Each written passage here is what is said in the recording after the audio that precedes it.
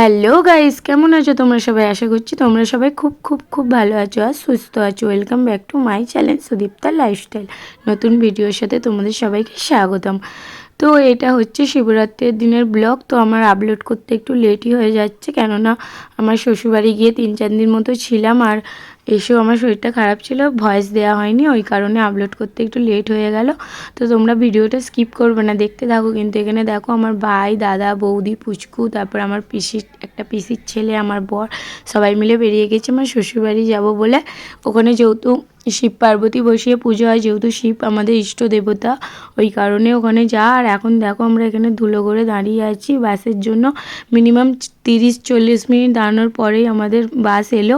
তো চলো আগে বাসে উঠে যাই, তারপর ওখানে গিয়ে কথা বলছি। দেখো ফাইনালি আমি আমার শ্বশুরবাড়ি পৌঁছে গেছি। গিয়ে আমি আমার ননদের সাথে দেখা করতে চলে গেছিলাম। আর এখানেই দিদাটা আমার বর ভিডিও করছিল বলে বলছিল আমাকে যে দেখ তোর বর কী করছে। আনছি তোমার বরকে তুমি সামলো, আমি তো এতদিন দেখলামই। তো তারপরে দেখো আমাদের না বাড়ি থেকে বেরোতে বেরোতে অনেকটাই বেলা হয়ে গেছিলো। ওই জন্য ভাইদেরকে তাড়াতাড়ি করে ঘরে নিয়ে গিয়ে একটুখানি বসিয়ে মাকে বললাম আর মিষ্টি ফিষ্টি দিতে হবে না, তুমি তাড়াতাড়ি ওদের ভাত খেতে দিয়ে দাও। যেহেতু শিবরাত্রি ছিল, আমি আর আমার বড় উপোসেই ছিলাম, আর দাদা বৌদিরা ওরা সবাই ভাত খাবে বলে ওদেরকে মাকে বললাম আগে খেতে দিয়ে দাও। আমরা শ্বশুরবাড়ি চলে এসেছি। এখানে এসে আমার বৌদিরা খেতে বসে গেছে এখানে, ঠিক আছে। চলো নিচে যাই, গিয়ে দেখি আরো কারা কারা আছে। দাঁড়াও,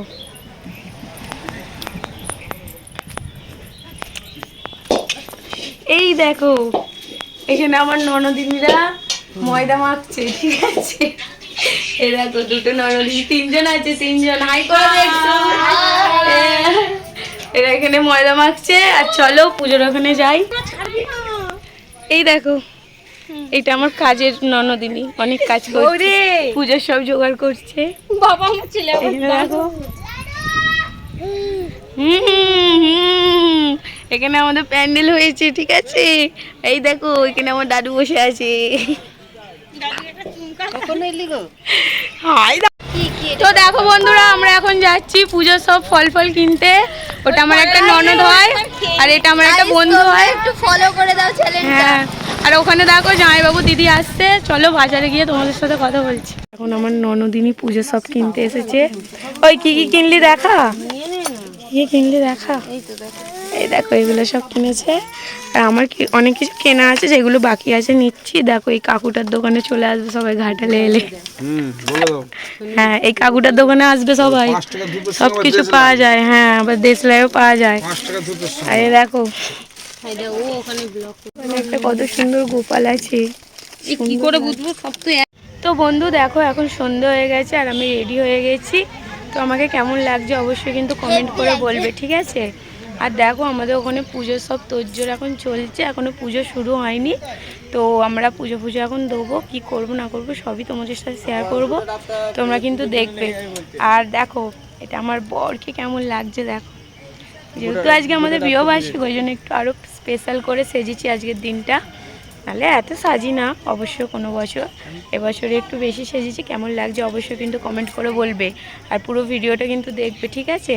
আর দেখো এটা আমার একটা ননদিনী হয়, ছোট্ট ননদিনী। আমার বেশিরভাগ ননদ দেওয়ার সব ছোট ছোটই আছে। দেখো এটা আমার কাকা শ্বশুর হয়। দেখো এটা আমার দাদু, ঠিক আছে। একটু হাই করে দে,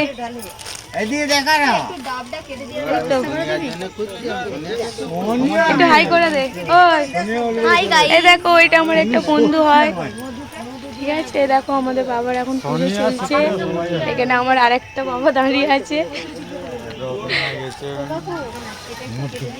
চলো আগে পুজো করে নি।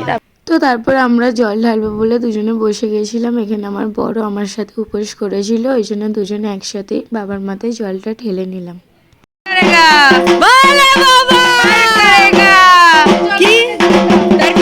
দেখো এইটা আমাদের ঠাকুর। দেখো ওই তোর একটু হাই করে দে সবাই, একটু হাই করে দে। হাই কর, হাই কর, হাই কর। এ বিলাস জামা দিবি, হাই কর বাবা। ও বাবা একটু হাই করে দাও। হ্যাঁ দেখো এটা আমার শ্বশুর মশাই। আমার শাশুড়ি মাকে একটু পরে দেখাচ্ছি, ঠিক আছে। এরা সবাই ড্রেস ছেড়ে নিয়েছে, অবস্থা খারাপ। এটা দেখো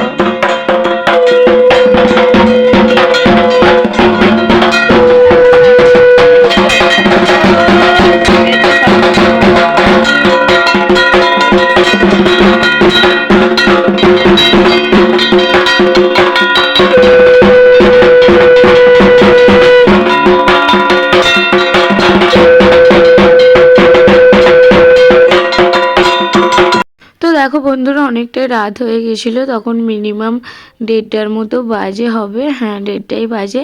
তো তখন ওই জন্য আমি ড্রেস ফ্রেস চেঞ্জ করে নিয়েছিলাম, অত ভারী শাড়ি গয়না ফয়না পরে আর থাকতে ভালো লাগছিলো না। ওখানে দেখো আমাদের বাড়ির সবাই আছে, এখন 3 প্রহরে পুজো চলছিল। তো তারপর দেখো এখন 4:25 বাজে, এখন আমাদের 4 প্রহরে পুজো চলছে। আর শিবরাত্রি মানে সারা রাত জাগতেই হয়, ওই জন্য আমরা সবাই জেগেই ছিলাম। আর এখানে দেখো আমার শুধু ছোট ননদ আছে একটা পুচকি, আর এখানে আমার ছোট পিসশাশুড়ি আর আমিই ছিলাম। আর ঘরে কিন্তু সবাই জেগেছিল, আমি ঘরেই আমার শাশুড়িদের সবাইকার সঙ্গে বসে গল্প করছিলাম। আমার ননদ বললো চলো বৌদি, ওখানে পুজোর হোম হচ্ছে দেখবে চলো।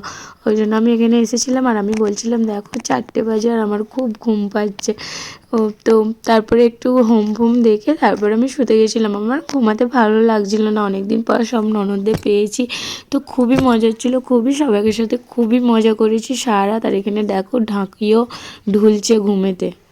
তো রাত্রিরে আর ভিডিওটা কন্টিনিউ করা হয়নি। দেখো সকালবেলা আমার ভাইরা বেরিয়ে গেছিলো ঘুরতে ঘাটালে, যেহেতু আমার ভাই এই প্রথম আমার শ্বশুরবাড়ি গেল, তো এই কারণে ওই জামাইবাবু ওদেরকে নিয়ে একটু ঘুরতে গেছিলো। এখানে এটা দেখো আমাদের মানে ঘাটালে বন্দে পুরুষোত্তম আশ্রম, তো আমাদের বাড়ির কাছে এই আশ্রমটা আছে।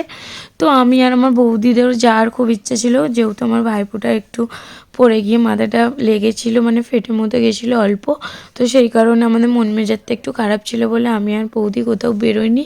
তো আমার ভাইরা যেহেতু গেছিলো একটু ভিডিওটা করে এনেছিলো বলে তোমাদের সাথে আমি শেয়ার করতে পারছি।